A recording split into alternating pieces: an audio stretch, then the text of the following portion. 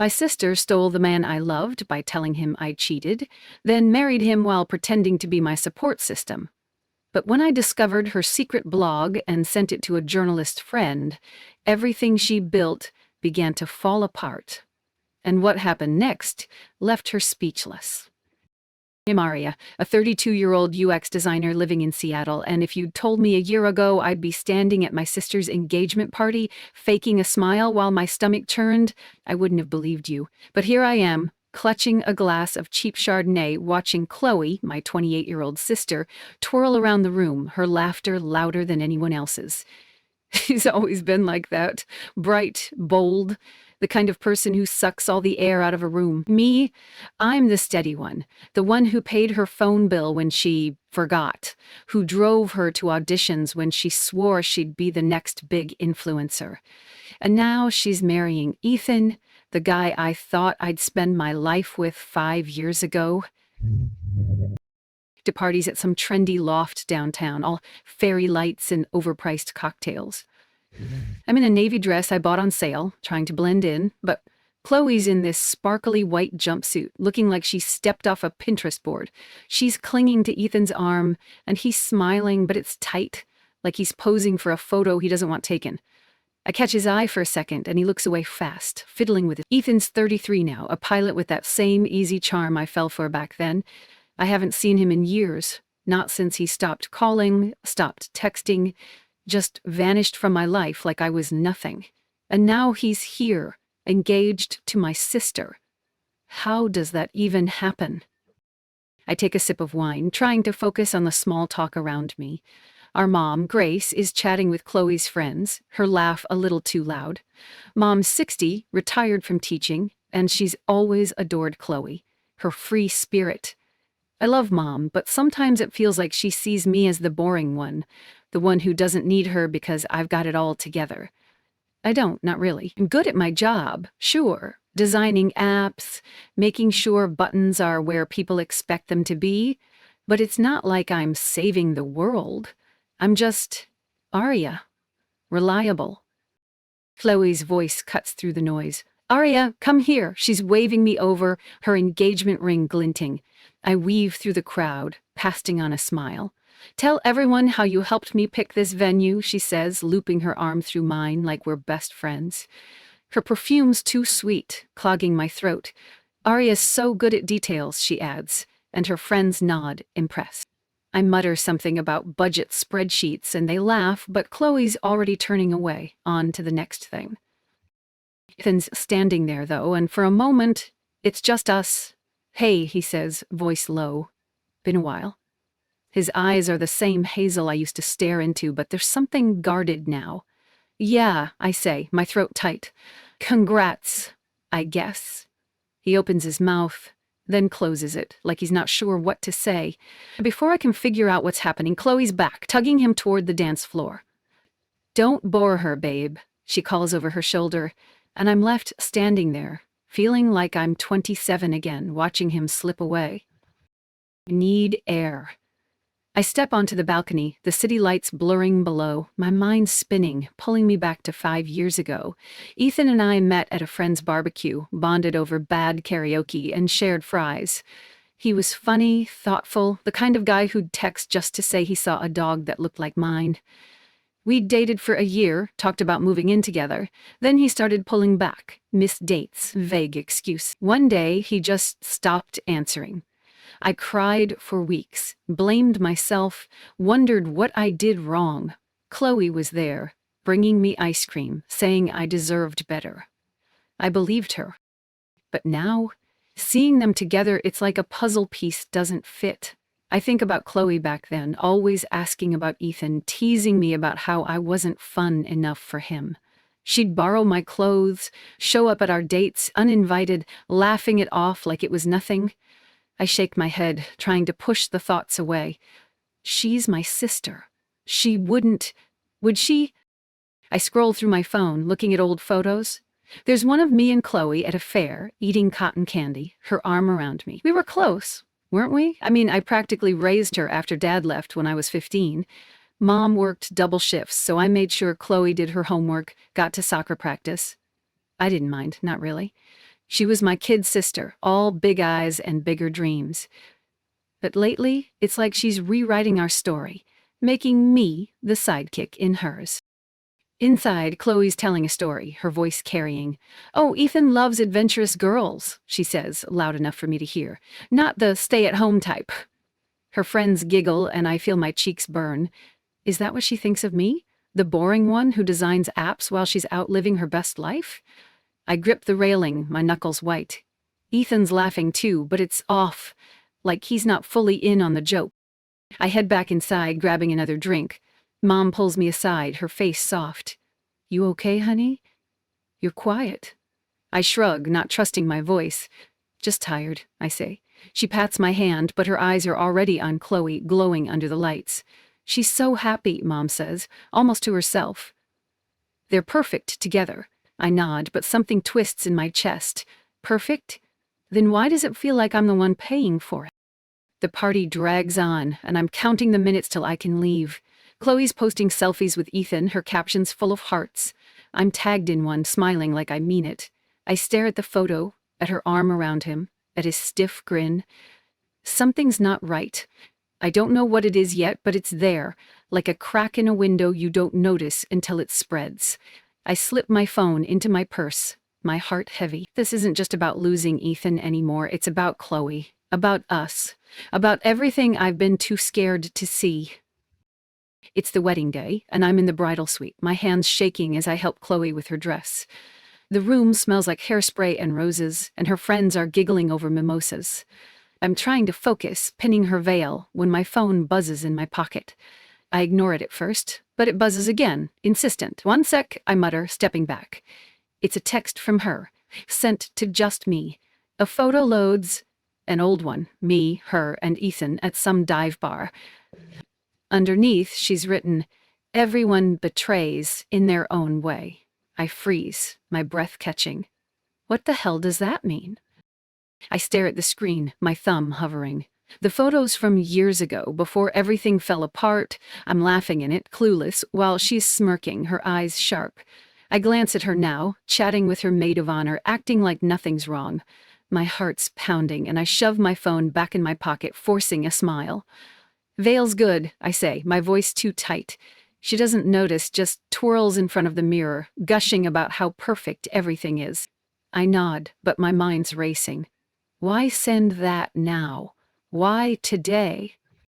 The ceremony's a blur. White flowers, soft music, Ethan at the altar looking like he's posing for a magazine. I'm in the front row, clutching my purse, the photo burning a hole in my brain. I try to shake it off, tell myself I'm overthinking. She's my sister, it's her wedding, but that text, it's like a splinter I can't ignore. When they say their vows, her voice sweet and clear, I feel a pang. Not just for him. By the time they kiss, the crowd cheering, I'm gripping my chair, dizzy with questions. At the reception, I'm stuck at a table with her friends, half listening to their chatter about honeymoons and Instagram filters. I sip my drink, scanning the room. She's glowing, dancing with Ethan, but he's stiff, like he's counting steps.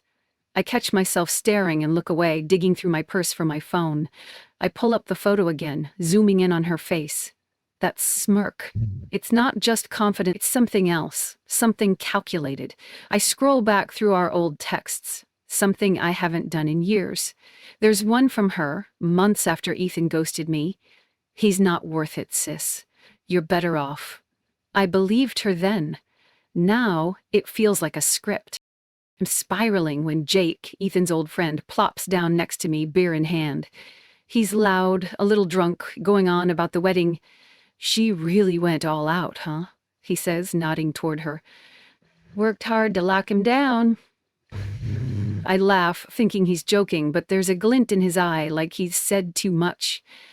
"What do you know, just made sure he noticed her.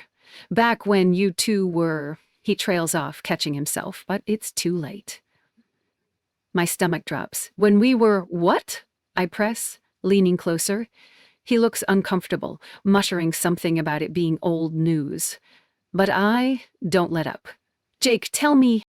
He sighs, glancing around like he's checking for spies. Look, I shouldn't say this, but she told him you cheated. Said she saw you with some guy. He bought it, cut you off. Then she was there, picking up the pieces. I feel like I've been slapped. Cheated? Me? I never even looked at anyone else. I'm shaking, my hands clenched under the table. She lied, I whisper, more to myself than him. Jake nods, avoiding my eyes. Yeah, well, water under the bridge, right? He gets up, mumbling about needing another drink, leaving me there, reeling. I can't breathe. I slip outside, the cool night air hitting my face. My mind's a mess, replaying everything. Her late-night calls asking about Ethan, her jokes about me being too serious, how she'd show up at our dates, all flirty and loud. I thought she was just being her, but now it's like a fog's lifting. She didn't just get him, she took him. She broke us with a lie. I lean against the wall, my chest tight. All those years I blamed myself, thinking I wasn't enough, and she let me. She watched me cry, brought me ice cream, played the good sister, knowing what she'd done. Back inside, the party's in full swing. I'm supposed to give a toast, but I can barely stand. I weave through the crowd, dodging Mom's worried glance. She's laughing with Ethan's parents, oblivious. I find my seat, force myself to clap when they cut the cake. She's feeding him a bite, her smile huge, and he's playing along, but his eyes keep flicking to the door, like he wants out. I wonder if he knows, if he's starting to see her. I grab my phone, open her text again. Everyone betrays in their own way. Is she taunting me? Rubbing it in? I want to storm over, scream it all out. But I don't. Not yet.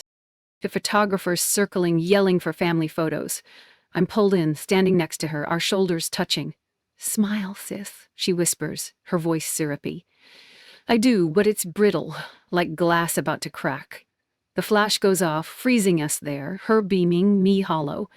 I look at Ethan, his jaw tight, and wonder what he'd say if he knew. The music starts again, and she drags him back to the dance floor, leaving me with her words echoing in my head. I'm not just hurt. I'm furious. She thinks she's won, that I'll stay quiet, keep playing my part, but I'm done swallowing it. Something's shifting inside me, and it's not going back.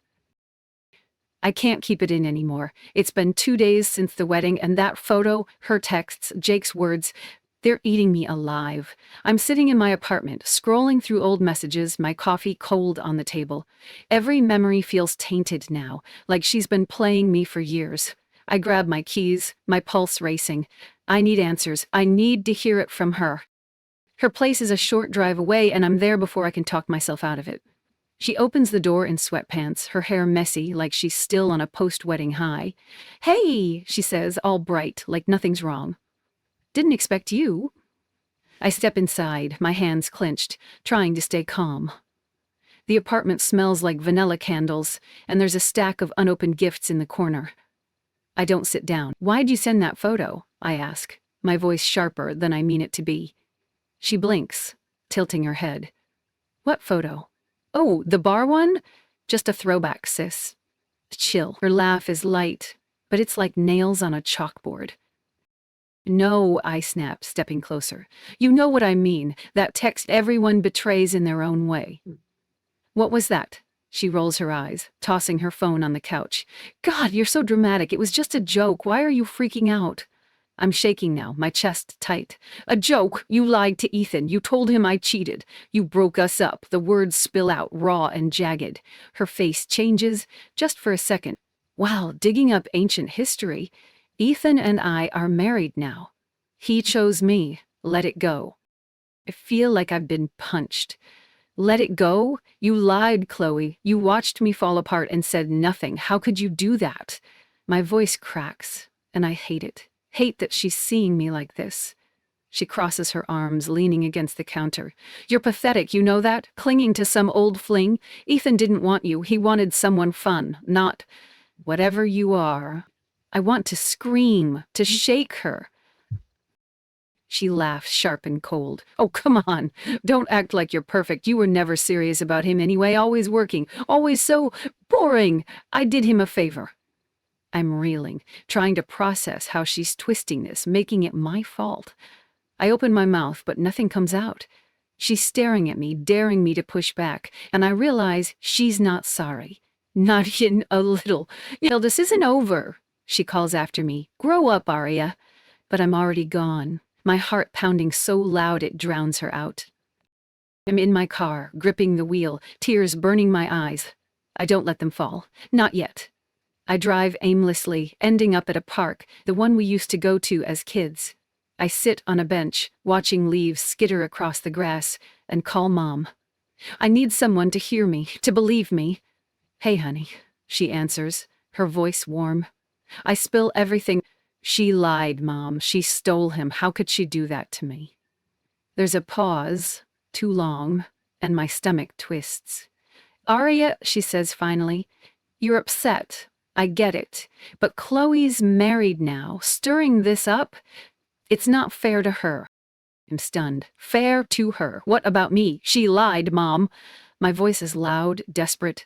She sighs, that tired sigh she uses when I'm overreacting. Honey, you two were young. Things happen. Ethan loves her. You need to move on. I feel like the ground's dropping out from under me. You're taking her side? I ask, my voice small. I'm not taking sides, she says, but it's weak, and I know. She's choosing Chloe like always. I have to go, I mutter, hanging up before she can say more. I'm alone now, really alone. I walk back to my car, my phone's silent, no texts, no apologies. At home, I collapse on the couch, staring at the ceiling. I pull up old photos, us at Christmas, her hugging me, Mom smiling. It feels like a lie. I think about every time I bit my tongue, every time I let her shine while I stayed in the background. I was proud of her, you know. I wanted her to be happy, but now I see it. I'm not sad anymore, I'm angry. The kind of angry that sits heavy in your bones. I scroll through her Instagram, all those perfect wedding shots, her captions about true love. I want to comment, to type out everything, but I don't. That's not me. I'm not loud like her. I close the app, my hands trembling. I keep seeing her smirk, hearing Mom's voice, feeling Ethan's absence like a bruise that never healed. I'm done being the good sister, the one who takes it and smiles. Not this time. I'm not the type to scream or throw punches, never have been, but sitting on my couch, the anger's still there, cold and sharp, like a blade I'm learning to hold. I don't want a big scene, no public meltdown for her to twist into me being unhinged. I want something quieter, something she can't dodge. I want her to feel what it's like to lose, just once. I spend days turning it over, barely sleeping, my laptop open late into the night. Then it hits me. Her words, her lies, they are her weakness. She's built this perfect life on them, and I'm going to let them unravel.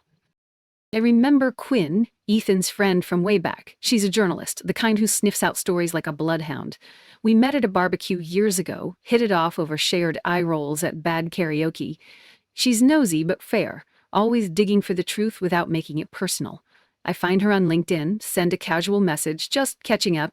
Hey, been a while, I type, keeping it light. Saw you wrote about online scams last month. She replies fast, happy to chat. We message back and forth, and I wait, patient, until it feels natural to nudge things her way. I don't say much at first, no accusations, no drama. I mention I found an old blog while cleaning out my email, some random posts I thought were interesting. I say it's probably nothing, just weird to stumble on. Might be a story in it, I add, casual as anything, and send her a link to a blog I know she'll recognize. It's hers. Chloe's, an old one she thinks nobody reads anymore, tucked away under a fake name. I found it weeks ago, buried in a forgotten email she'd sent me bragging about a post. Back then, I thought it was just her being extra. Now, I see it for what it is, a diary of her lies. The blog's full of vague entries, stuff about winning, what she wanted, outsmarting people who didn't see her coming. There's one post, time-stamped right after Ethan ghosted me, crowing about how easy it was to clear the field. No names, but it's obvious to anyone who knows. I let her dig. Thought you might find it curious, I say in my message, then lean back, my heart thudding. I'm not breaking any laws, not spilling secrets. I'm just pointing out a thread. If she pulls it, that's on her. Days pass and I'm jumpy, checking my phone too often. I go to work, sketch app layouts, smile at meetings, but I'm half there, waiting. Then I see it. A notification from a local news site. Quinn's published a piece, not about Chloe, not directly, but about trust in relationships, how lies online can haunt you. She quotes an anonymous blog, linking to a few of Chloe's posts. No context, just enough to spark curiosity. I read it, my pulse racing. It's subtle, clever, like a pebble starting an avalanche. By evening, it's blowing up on forums, people speculating, connecting dots. Her name's not out there, yet. But Ethan's crowd, they're the kind who read between lines. I'm at my kitchen table, sipping tea, when my phone lights up. It's her, calling. I let it ring, my fingers tapping the mug. Voicemail pops up, and I play it, her voice high and shaky. What did you do? People are talking, saying I lied about stuff. Did you tell someone? I don't call back. Another message comes, this time a text. This is crazy. Tell them it's not true. She's panicking, exactly like I did when she broke me. I type, what are you talking about? I didn't say anything, and hit send. It's true, technically. I didn't. I check the forums, scrolling anonymously. Someone's posted a screenshot of her blog. Another's asking if it's about that pilot guy's new wife. Ethan's name floats up, and I know it's only a matter of time before he sees it. I imagine him reading, his jaw tightening, wondering what else she's hidden. I don't feel glee. Not exactly. She's spent years crafting this shiny life, all filters and hashtags. But lies don't hold up when people start looking. She calls again the next day, sounding frantic. You're ruining everything, she yells when I pick up. I stay cool, my voice even. Ruining what? I didn't do anything, Chloe. Maybe it's just catching up to you. She's shouting now, accusing me of jealousy, of sabotaging her marriage. I let her rant, her words washing over me like static. I gotta go, I say, cutting her off, and hang up. My hands are steady, no shaking. I'm not the one scrambling. I meet a coworker for coffee that weekend, needing air. The shop's buzzing and I'm stirring sugar into my latte when I overhear two women at the next table talking about some blog drama online.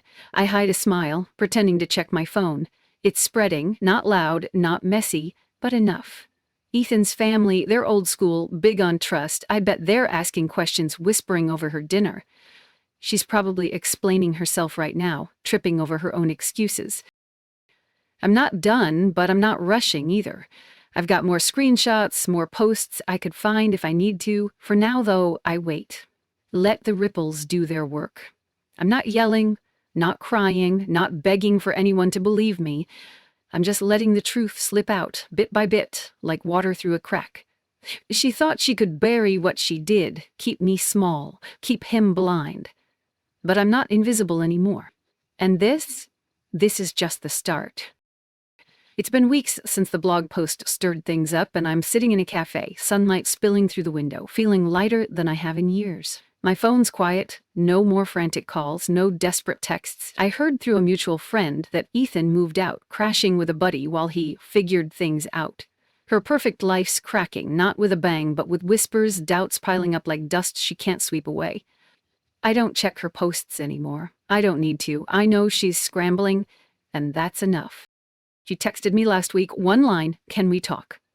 I stared at it, my thumb hovering, but didn't reply. I'm not ready. Maybe never will be. I don't hate her. Not exactly.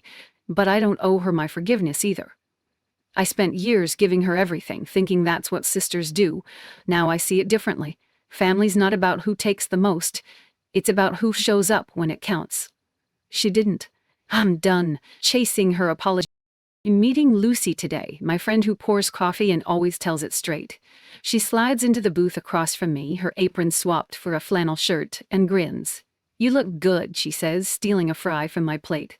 Like, not fake good, real good. I laugh, and it feels easy, not forced. We order beers, clink bottles, and talk about nothing movies.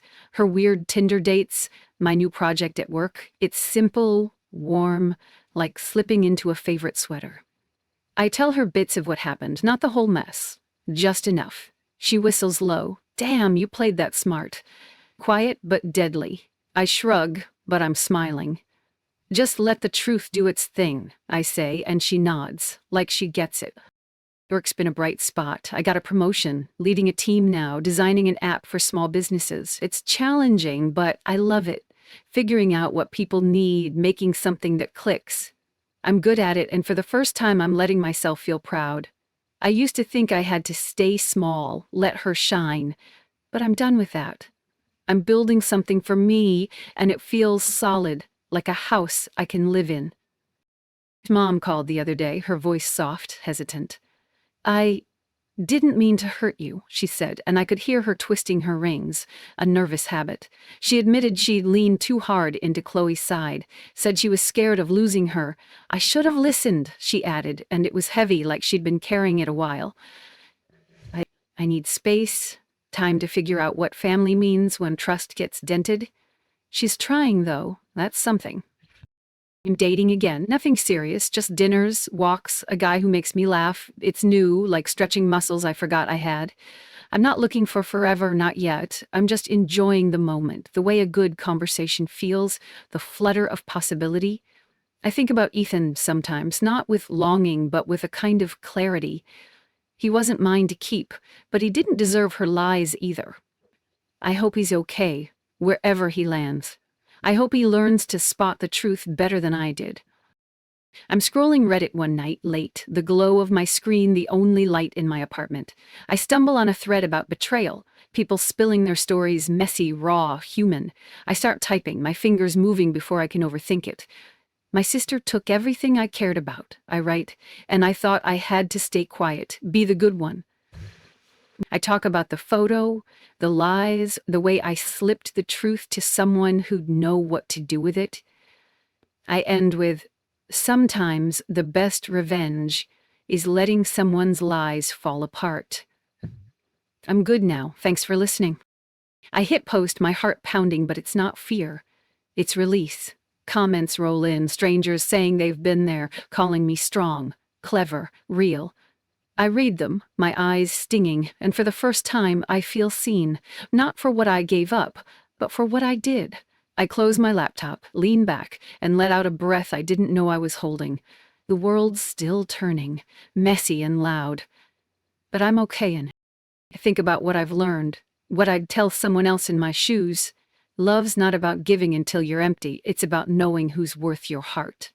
Family's not a debt you pay forever, it's a choice, every day. And revenge? It doesn't have to be loud. Sometimes it's just stepping back, letting the truth do the work. I used to think I had to fix everything, keep everyone happy. Now I know better. I'm enough, just as I am. I'm walking home later, the air crisp, leaves crunching under my boots. The city's alive around me, horns honking, lights flickering, and I feel part of it, not lost in it. I stop at a corner, pull out my phone, and delete her last text without reading it again. I don't need her words anymore.